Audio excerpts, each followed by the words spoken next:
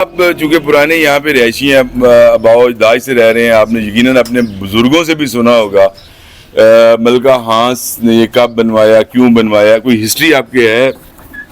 नहीं, ये तो बहुत पुराना जी, अपना सन अकबर बादशाह के दौर का है। अच्छा जी। हाँ जी, जिस वक्त अपना मोहम्मद बिन कासिम के दौर की ये बना उसने, हाँ उसने भी यहाँ पे हमला किया था। अच्छा। मोहम्मद बिन कासिम ने, मोहम्मद बिन कासिम ने भी हाँ यहाँ पे?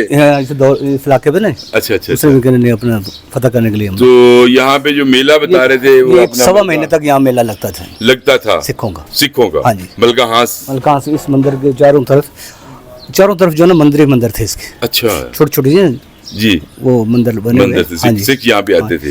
ये जगह जो है जी, ये राइस बन गई, इस जगह पे कुआं था। अच्छा। अब ये जो है वैसे तो ये मतलब सरकारी तहवील में होना चाहिए, जैसे महकमा औकाफ के पास है। यहाँ पे अब अंदर कोई घर है, रिहाइश है? किस तरह रिहाइश है वो, मतलब ये उसने खरीद ली जगह? नहीं, ये कोई रेंट पे महकमा औकाफ को रेंट पे कर। बहरहाल जी, अपना इसकी शान व शौकत मलका यहाँ से फिर अपना इस बालकोनी में बैठा करती होगी। अब आप तखय्युल में और तसव्वुर में मलका हांस को यहाँ बैठे हुए देख सकते हैं। और अच्छा, मैं अगर अंदर देखना चाहूँ तो क्या मुमकिन है? आइए जी, अंदर चलिए। और अंदर के बारे में बताया कि मलका हांस ने वो मूर्तियाँ थी अंदर जी। अब उस जमाने की जो कहते हैं काफी मूर्तियाँ भी अभी कायम है, वो देखते हैं जी।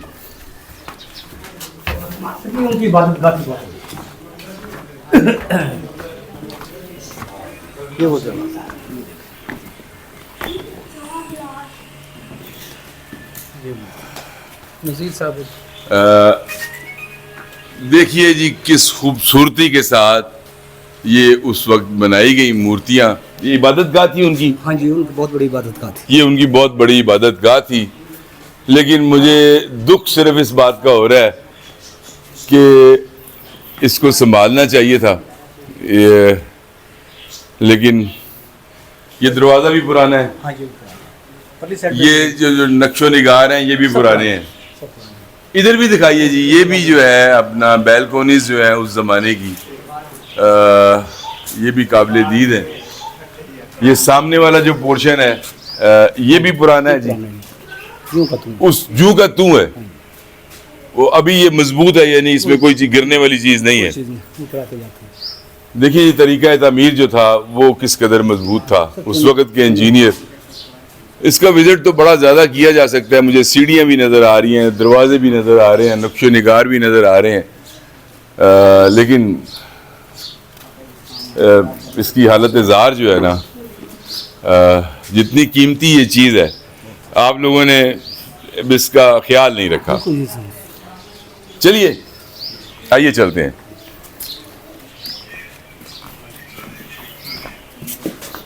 ये दरवाजा भी मुझे बड़ा पुराना नजर आ रहा है जी। यहाँ से सर जी सुरंग थी। ये सुरंग थी? हाँ जी। और ये सुरंग कहाँ निकलती थी? ये वो पाकपतन और दीपालपुर वाली साइड पे। यहाँ से वो पाकपतन और दीपालपुर तक ये लंबी सुरंग थी और बहुत बड़ी थी। अच्छा, यानी अब तो ये बंद होगी? बंद हो गई है। जो है ना लोग काफी दूर तक गए हैं। अच्छा, ये कोई 40 किलोमीटर का सफर बनता है? ये हो सकता है इससे भी ज्यादा हो। हाँ जी। ये अपना ये ताला तो नया है, बहरहाल ये दरवाजा पुराना है। ये दरवाजा पुराना है जी। ओहो, वाह वाह वाह वाह जी। डॉट, हाँ जी, कमाल चीज है जी।